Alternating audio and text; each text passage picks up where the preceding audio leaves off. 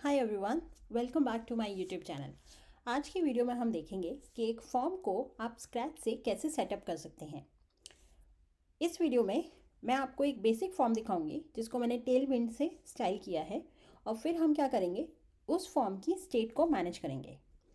इसके साथ ये जो वीडियो होगी ये मल्टी पार्ट्स में होगी, मतलब कि आज सिर्फ हम लोकल स्टेट से फॉर्म मैनेजमेंट सीखेंगे, फिर नेक्स्ट में हम वैलिडेशन सीखेंगे, उसके नेक्स्ट में हम देखेंगे कि अगर इस फॉर्म डेटा को बैकएंड पे सेंड करना है तो कैसे करेंगे, और लास्ट में हम देखेंगे ऑप्टिमाइजेशन कैसे कर सकते हैं।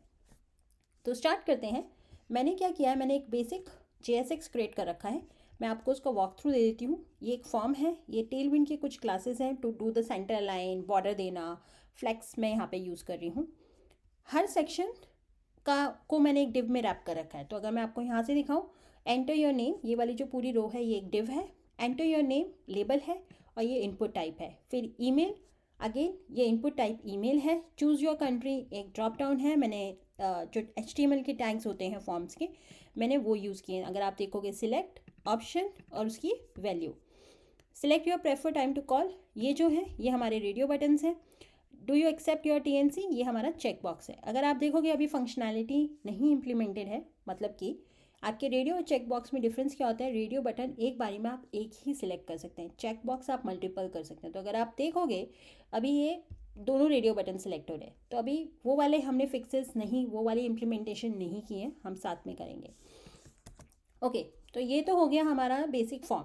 अब हम करना क्या चाहते हैं, हम ये चाहते हैं कि इस फॉर्म में जो भी यूज़र डेटा फिल करे वो हमें हमारी लोकल स्टेट में मिल जाए। तो इनपुट टाइप से हमारे ड्रॉप डाउन्स हैं, रेडियो बटन्स हैं और एक चेक बॉक्स है। इसको हम कैसे React.js में स्टेट में हम सेट कर सकते हैं, तो वो हम आज सीखेंगे। तो स्टार्ट करते हैं। सबसे पहला स्टेप जो है वो ये है कि before we think about state को कैसे सेट करना है, हमें ये सोचना है और डिसाइड करना है कि हमारा डेटा कैसा होगा। लास्ट में जब हमारा ये डेटा यूज़र ने जो फिल किया है वो बैकएंड में कैसे जाना चाहिए। तो अगर आप यहाँ पे देखोगे तो हमारे पास मल्टीपल फील्ड्स हैं, मतलब कि हमारे पास name, email, country, prefer time to call और do you accept our terms and condition. तो हमारे पास 5 फील्ड हैं। अब मैं ये नहीं कर सकती कि मैं पहले नेम भेज दूँ, फिर ईमेल भेज दूँ, कंट्री भेज दूँ अलग अलग। द रीज़न इज़, खुद सोचिए, अगर आप एक अमेज़ॉन वेबसाइट पे अपना फॉर्म क्रिएट कर रहे हैं और आपका सिर्फ पहले एक नेम जा रहा है, फिर उसके बाद ईमेल आपका बैकएंड में सेंड हो रहा है, तो आपका एज अ यूज़र एक जगह पे डेटा नहीं है, तो डेटाबेस ऑर्गेनाइजेशन में भी इशू हो जाएगा कि डेटाबेस को कैसे ऑर्गेनाइज करना है।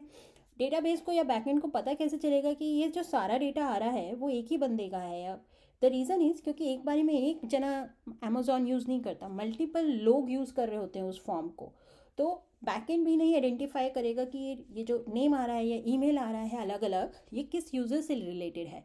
तो यहाँ पे मैं इनको अलग अलग सेंड नहीं कर सकती। तो जावास्क्रिप्ट का स्ट्रिंग आउट ऑफ क्वेश्चन हो गया। ये कि मैं स्ट्रिंग डेटा टाइप्स बना के अलग अलग सेंड कर दूँ, वो तो हो ही नहीं सकता। मल्टीपल है तो मुझको दूसरा डेटा स्ट्रक्चर देखना पड़ेगा जावास्क्रिप्ट में जो मल्टीपल वैल्यूज़ या डेटा को सपोर्ट करता है। और जावास्क्रिप्ट में हमारे पास सिर्फ दो ही हैं, एरे एंड ऑब्जेक्ट।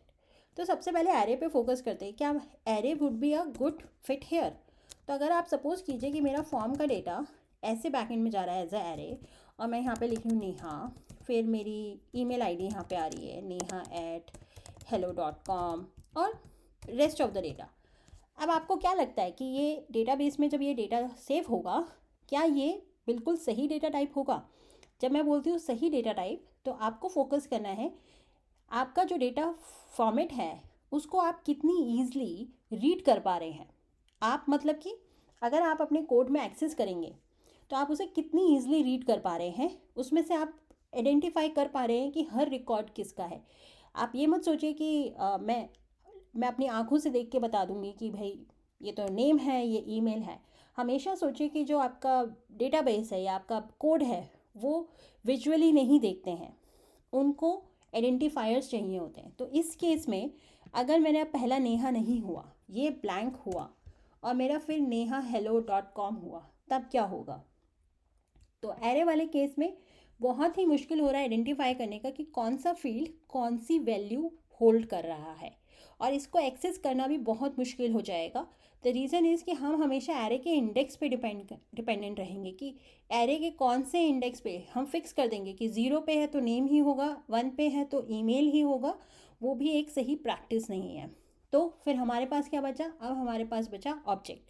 अब ऑब्जेक्ट कैसे काम करता है? अब ऑब्जेक्ट में क्या होता है, हमारे पास की वैल्यू पेयर होते हैं। तो हमारे की होता है और उसकी वैल्यू होती है। तो यहाँ पे अगर मैं लिखती हूँ फुल नेम, तो यहाँ पे हमारी वैल्यू सेव हो सकती है। सिमिलरली मैं इसको मल्टी रिकॉर्ड्स यूज़ कर सकती हूँ, सेव कर सकती हूँ। तो मैं यहाँ पे अपना ईमेल भी ऐड कर सकती हूँ। तो अगर आप देखेंगे तो रीडेबिलिटी पॉइंट ऑफ व्यू से अब पता चल रहा है कि फुल नेम मतलब कि जो भी यहाँ पे वैल्यू है वो फुल नेम है, जो भी वैल्यू ईमेल में है वो ईमेल है। तो हम अब क्या कर रहे हैं, आइडेंटिफायर दे रहे हैं एज अ की, एज वेल एज जब अगर आपको इस डेटा को रीड करना है तो आपको क्या करना होगा, form dot full name, form dot email, तो आपकी रीडेबिलिटी भी हो गई।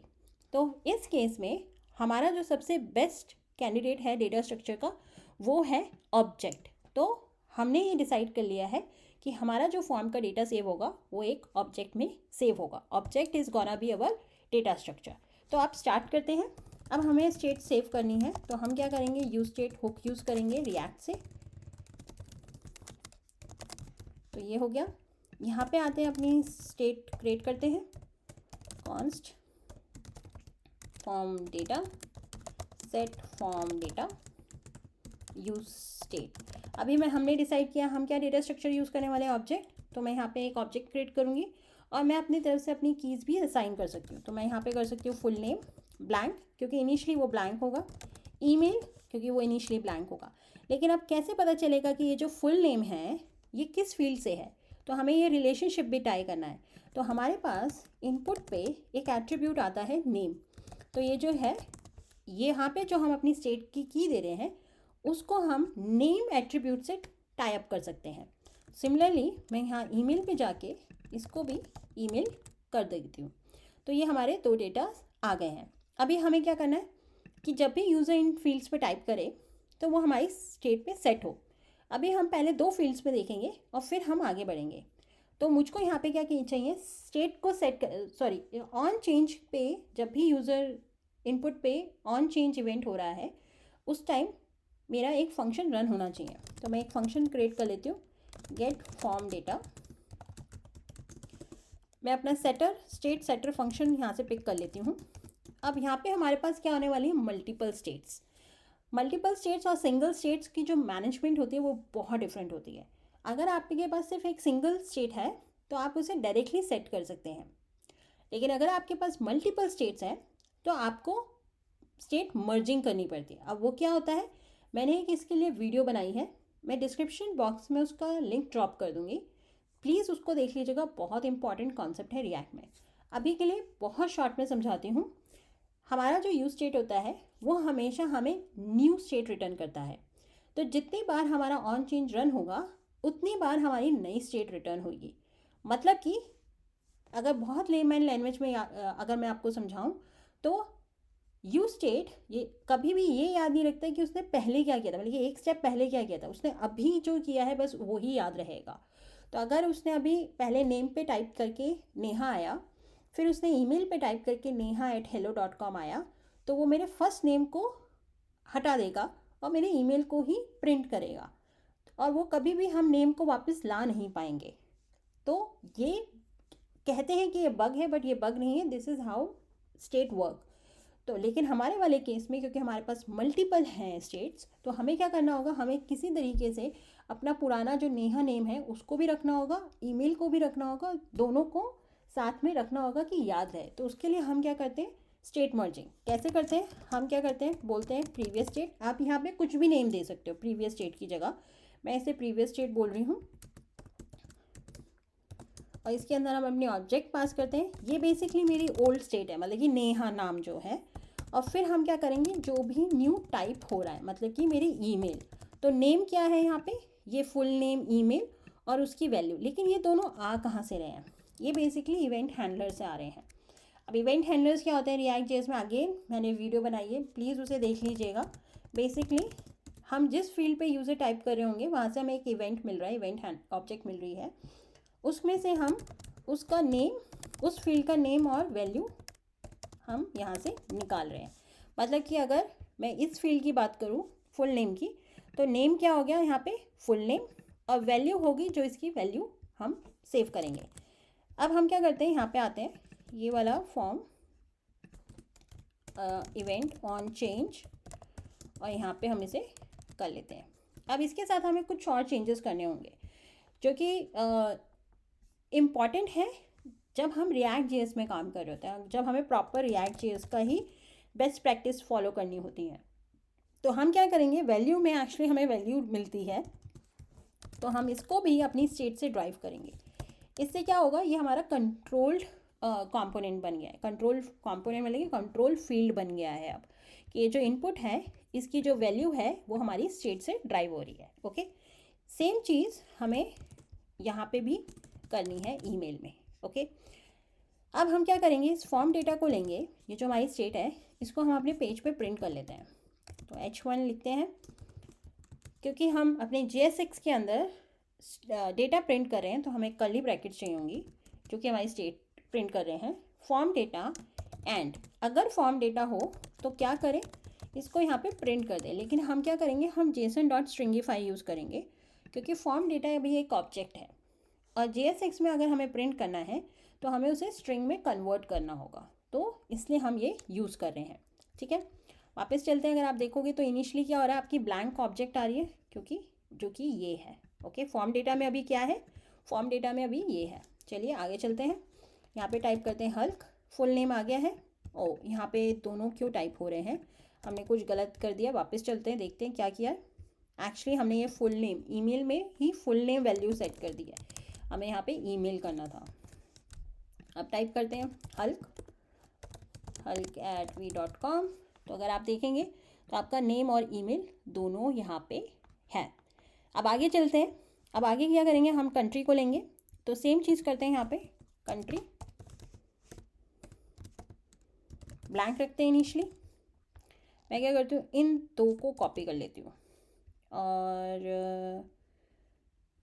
यहाँ पे आते हैं सिलेक्ट में, इधर आते हैं, इसमें वैल्यू आ गया हमारा, फुल नेम नहीं है हमारा, क्या है कंट्री। ऑन चेंज पे गेट आना चाहिए, और नेम क्या है हमारा, यहाँ पे नेम है हमारा कंट्री। ओके, हमारी वैल्यू ऑलरेडी यहाँ पे सेट है। तो अब क्या होगा कि जब भी सिलेक्ट से कुछ भी जब भी ऑन चेंज होगा इस पर, जब भी ये वाला इवेंट रन होगा, तो नेम ये वाला पिक होगा और जो ये वैल्यू है यहाँ से हमारी पिक हो जाएगी। तो चलते हैं, कंट्री आ गई hulk@v.com, कंट्री सिलेक्ट करते हैं US, और US से आ गया है। Perfect, so this is also working. अब आगे चलते हैं, और आगे हम क्या करेंगे, हम पहले चेक बॉक्स को देखेंगे। रेडियो और चेक बॉक्स थोड़ा डिफरेंट काम करता है, स्पेशली चेक बॉक्स। तो सबसे पहले हम चेक बॉक्स पे फोकस करेंगे। अब चेक बॉक्स में हम क्या कर रहे हैं, हमारे पास सिर्फ एक ही फील्ड है। ओके, तो ये क्या होगा, हमारा ट्रू एंड फॉल्स होगा, एक फील्ड की बात नहीं है। इंपॉर्टेंट ये भी है, चेक बॉक्स अभी हम सिंगल ले रहे हैं, जब हम मल्टीपल लेंगे तब हम वो दूसरी वीडियो में हम कवर करेंगे। तो अभी हमारे पास क्या है, ये सिंगल है, तो हम क्या करेंगे, इस सिंगल पे ही फोकस करेंगे। तो अब क्या करते हैं, हम इसको लेते हैं और यहाँ पे इसको ऐड करते हैं। तो हम कर लेते हैं टर्म्स, इसको अभी मैं फॉल्स कर लेती हूँ क्योंकि हमारे पास सिर्फ एक ही है, तो हम ट्रू एंड फॉल्स कर लेंगे। तो अब नीचे आते हैं अपने चेक बॉक्स पे, यहाँ पे हमें क्या लेना है, नेम टर्म्स। ओके, ये हमने कर दिया है। अब इसके साथ हमें चेक बॉक्स में क्या क्या चाहिए, इसके साथ हमें चाहिए अपना ऑन चेंज। तो अगेन हम यहाँ से कॉपी कर लेते हैं, ऑन चेंज आ चुका है। अब हमें इसकी वैल्यू भी पिक करनी है। तो इनपुट में हमारी जो वैल्यू होती है वो बेसिकली चेक्ड होता है, तो ये चेक्ड। ओके, अब इसको हम क्या करेंगे, हम इसको टाई करेंगे अपने, जैसे हमने इनपुट की वैल्यू को करा था, टेक्स्ट इनपुट टाइप टेक्स्ट को हमने वैल्यू में टाई अप करा था। यहाँ पे हमारे पास वैल्यू नहीं होता, हमारे पास चेक्ड होता है, तो हम यहाँ पे इसको ऐसे टाई अप कर लेंगे। ठीक है, ये हो गया, हमने नेम पास करा। ऑन चेंज आपको पता ही है, द ओनली डिफरेंस की वैल्यू की जगह चेक्ड होता है। अब हम यहाँ पे आते हैं, अब यहाँ पे अगर आप देखेंगे तो वैल्यू तो है नहीं, अभी मैंने बोला वैल्यू है नहीं, चेक्ड है। तो अब यहाँ पे कैसे पता चलेगा, तो यहाँ पे हमें बहुत छोटा सा एक चेंज करना होगा। हम क्या करेंगे, जब भी हमारा इवेंट हो रहा होगा वो ये भी चेक करेगा कि टाइप जो है वो अगर चेक बॉक्स है, अगर वो चेक बॉक्स है तो तुम्हें क्या करना है, तुम्हें चेक की वैल्यू पिक करनी है, अदरवाइज तुमको वैल्यू ही प्रिंट करना है। That's it, this is the change हमें करना है चेक बॉक्स के केस में। वापस चलते हैं, टाइप इसे मिल नहीं रहा, हाँ नहीं मिल रहा क्योंकि हमने यहाँ पे इसे नहीं करा है, यहाँ से हमें चेक भी चाहिए होगा। तो हमें ई टारगेट से जब भी वो इनपुट पे यूज़र फोकस करेगा वहाँ से हमें टाइप भी मिलेगा, चेक भी मिलेगा। फिर हम चेक करेंगे यहाँ पे कि जो टाइप है वो अगर चेक बॉक्स है तो चेक की वैल्यू लो, अदरवाइज वैल्यू की लो, जो कि हमारा पहला था। रिफ्रेश कर हो चुका है। अगर आप देखोगे टर्म्स फॉल्स आ रहा है, इसको अगर आप सिलेक्ट करोगे तो ट्रू हो रहा है। अगर आप देख सकते हो आपका टॉगलिंग हो रहा है, तो मैं इसे ट्रू करती हूँ। यहाँ पे मैं यूरोप सिलेक्ट करती हूँ, यहाँ पे फिर से ईमेल डालते हैं, जस्ट टू मेक श्योर कि हमारी सारी फील्ड की वैल्यूज़ आ रही हैं बिल्कुल सही। अब हमारे पास क्या बचा, हमारे पास सिर्फ एक अब रेडियो बटन बचे हैं। तो अब रेडियो बटन के लिए अब सेम चीज़ प्रेफर टाइम करते हैं, इसको भी ब्लैंक रख लेते हैं। अभी रेडियो बटन्स पे चलते हैं। यहाँ पे हैं हमारे रेडियो बटन। तो सबसे पहले हमें क्या करना है, नेम। हमारे पास 2 रेडियो बटन है तो दोनों का ध्यान रखना होगा, दोनों की वैल्यू होती है हमारे पास। और साथ में हमें क्या करना है, ऑन चेंज भी करना है। तो हम क्या करते हैं, पहले ऑन चेंज ऐड कर लेते हैं। तो यहाँ से ऑन चेंज पिक करते हैं, इस पर भी रख लेते हैं, इस पर भी रख लेते हैं। अब इसके बाद हमें क्या करना है, हमें सिर्फ अपनी वैल्यू को टाई अप करना है। तो हम क्या करते हैं, इसकी वैल्यू को हम लिख लेते हैं, ये है हमारा मॉर्निंग और ये है हमारा इवनिंग। अब यहाँ पे हमने ये क्या चेंज किया इसको समझते हैं। जहाँ पे हम बाकियों में हम अपने फॉर्म की जो वैल्यू थी उसको स्टेट के साथ टाई अप करे थे, इस केस में हम दूसरा करें। इस केस में हम क्या करें, हम बता रहे हैं कि यही वैल्यू है इसकी, क्योंकि यही वैल्यू होने वाली है। और उस टाइम पे हम क्या कर रहे हैं कि जब भी गेट फॉर्म डेटा हमारा ऑन चेंज होगा इवेंट, तो वो यहाँ से नेम पिक करेगा और यहाँ से वैल्यू पिक हो जाएगी। तो इससे क्या होगा कि पता चल जाएगा कि कौन से फॉर्म पे, कौन से रेडियो बटन पे क्लिक हुआ है। ठीक है, इसे टेस्ट करते हैं। वापस चलते हैं, रिफ्रेश हो चुका है फिर भी कर लेते हैं। hulk@v.com। यहाँ पे अब यूएसए सेलेक्ट करते हैं। मॉर्निंग, अगर आप देखोगे प्रेफर टाइम मॉर्निंग आ चुका है। टीएनसी हमारा ट्रू हो चुका है। यहाँ पे इसको फॉल्स करते हैं, इसको चेंज करके इवनिंग करते हैं, इसको भी चेंज करके यूरोप करते हैं। यहाँ पे भी हल्क को चेंज करके हम कर देते हैं आयरन मैन, ये हो गया है। इसको भी चेंज करके आयरन मैन कर देते हैं। बेसिकली ईमेल आ रहा है। तो अब आप देखेंगे आपका पूरे फॉर्म का डेटा जो है वो यहाँ पे आपके पास है। ठीक है, तो इस तरीके से आप क्या करते हो, आप अपने फॉर्म को सेटअप करते हो। और मैंने आपको ये वाला एग्जांपल इसलिए लिखा है क्योंकि इसमें मल्टीपल चीज़ें हैं रिएक्ट जेएस की जो सीखने को मिलती है, जैसे कि इनिशियल स्टेट कैसे डिसाइड करनी है, उसको सेटअप कैसे करना है, उसके बाद एक हैंडलर से आप पूरे फॉर्म को कैसे हैंडल कर सकते हो। इनपुट चेक बॉक्स डिफरेंट होता है बाकी फील्ड से, तो आप उसको कैसे हैंडल कर सकते हो। मल्टीपल स्टेट्स को कैसे मैनेज कर सकते हो। उसके बाद जो हमारे HTML टैग्स के एट्रीब्यूट्स आते हैं, नेम, वैल्यू, उनको कैसे आप यूज़ कर सकते हो। आप देखोगे तो इसमें हमने वैल्यू को, नेम को, इन एट्रीब्यूट्स को काफ़ी यूज़ किया है। Okay cool. तो अब आप देखोगे कि अब आपके पास ये डेटा आ चुका है, तो आपका फॉर्म क्रिएट है। इस वीडियो में हम इतना ही करेंगे। नेक्स्ट वीडियो में हम क्या करने वाले हैं, नेक्स्ट वीडियो में हम इसमें वैलिडेशंस पुट करेंगे।